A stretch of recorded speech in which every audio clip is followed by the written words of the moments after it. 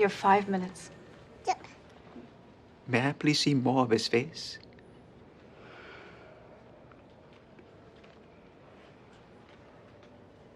Is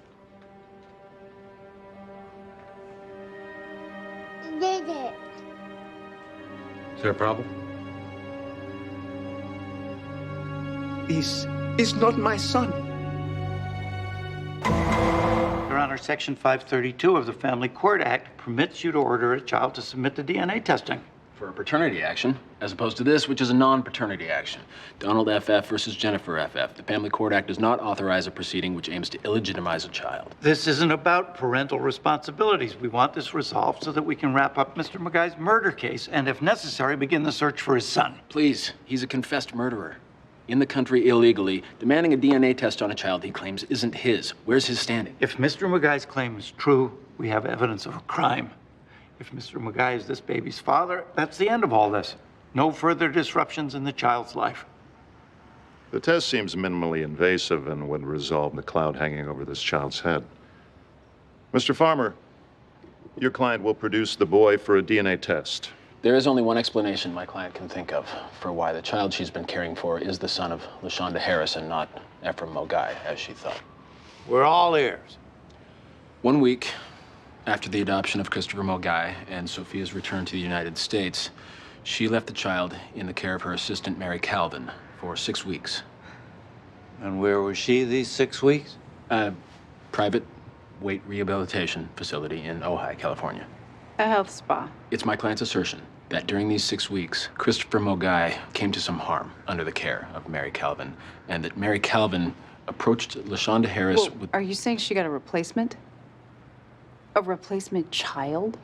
Is this some kind of ghouly joke? That's a question for Mary, not for me. But you didn't notice the switch. I had been gone for 6 weeks. Oh, so all brown babies pretty much look the same. Is that what you're saying? Please. My client had been in the presence of Christopher Mogai for no more than 3 days. His care was almost exclusively in the hands of Miss Calvin. Contrary to her press statements. Yes. So adopting a baby was just a publicity stunt. I was giving Christopher a better life, and I was drawing attention to a region of the world that is buckling under an AIDS Save pandemic. that for the press, Mrs. Archer. Was he going to be raised by the nanny? Yes, but so is my daughter, and so are the children of a lot of working women. Not to the extent that their children are unrecognizable to them. He was severely underweight in Africa. I just thought he had gotten healthy. What are the chances that Miss Calvin will have a different story? Oh, I'm sure she'll come up with some lie. But We've no. heard you, Miss Archer. And we've heard enough. We got nothing so far. Maybe she's wrong about the location. Is that something you really forget? Where you buried a dead kid? Detectives, we got something.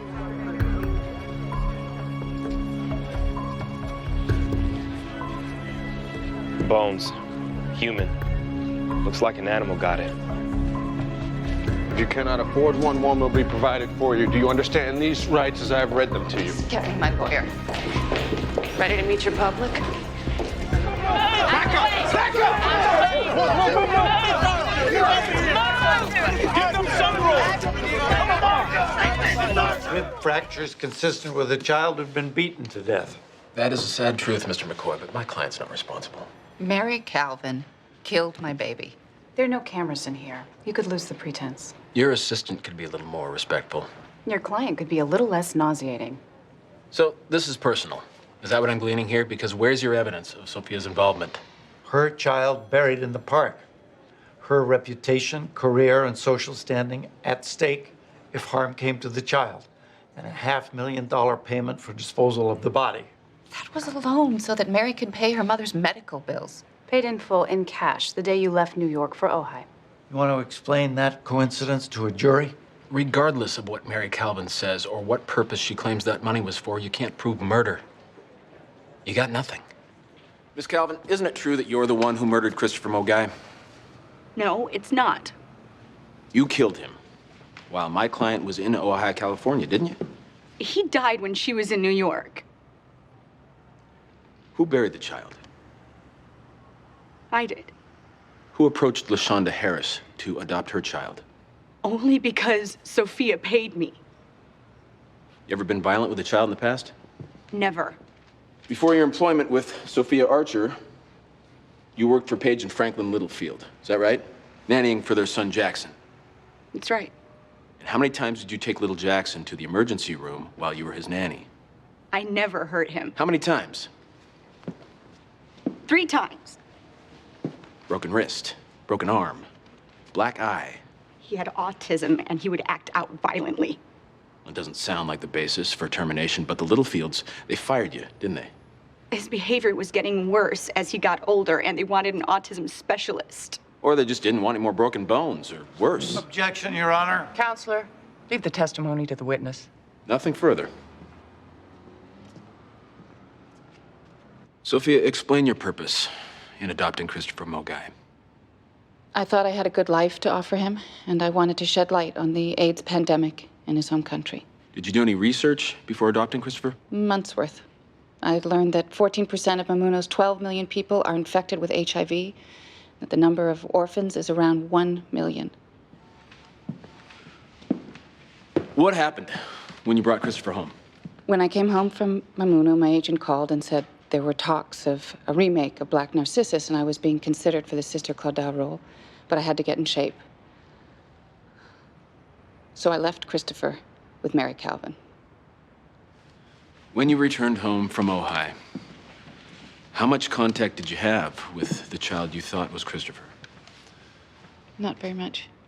But I think Mary was keeping him from me. I mean, he was always a little sick or asleep. But she said he was fine and gaining weight, which was obviously a lie. Sophia, did you kill Christopher Mogai? I did not. Did you charge Mary Calvin with arranging to replace him with LaShonda Harris's baby? I didn't have anything to do with that. And it breaks my heart to think a child whose life I was trying to save wound up in these awful circumstances. Nothing further. You ever work as a babysitter? I delivered newspapers. I had 8 regulars, infants to adolescents. Paid for my first car. Rule number 1, if you do not watch them like a hawk, something from the floor will end up in their mouth. What am I looking at? It's from the initial search of Sophia's home, from the household vacuum bag. 8 tablets of dexamphetamine. Diet pills? 1 alone would be a lethal dose for an infant. I think she spilled her pills and didn't think to pick them up. Fun story. Interesting theory. Your fingerprints were the only ones found on the pill bottle. And Christopher Mogai's DNA was recovered from his dried saliva on 4 of the tablets found in the vacuum bag. Don't dignify it. She wiped his mouth and handled the pills. So what? A subpoena of your pharmacy also revealed that you called from your weight treatment center in California to cancel an expensive order of mefloquine. Malaria medication for Christopher's ongoing condition. So she went to another pharmacy. Mefloquine isn't aspirin. It's only available through the CDC, and no other order has been placed past the one your client canceled. Once you got to Ojai, why did you suddenly stop treatment for Christopher's malaria? Because he was dead. And you knew it. I canceled the order because... A vanity adoption, a hoodwinked father, and the child overdoses on your diet pills, you would have been pilloried in the press.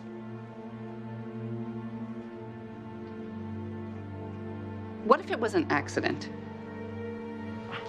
Saying you perjured yourself? She's posing a hypothetical, which she will not do again. An accident doesn't make me a killer. You might have been able to sell the adoption as simple goodwill and Christopher's death as maternal incompetence, but you replaced him with another child. You knew exactly what you were doing. Do you know that millions of dollars went into Mamuno because of me? Medicine, food, clean drinking water. Do you know how many other children will live years past their life expectancy because of me? We're only concerned with the one who won't.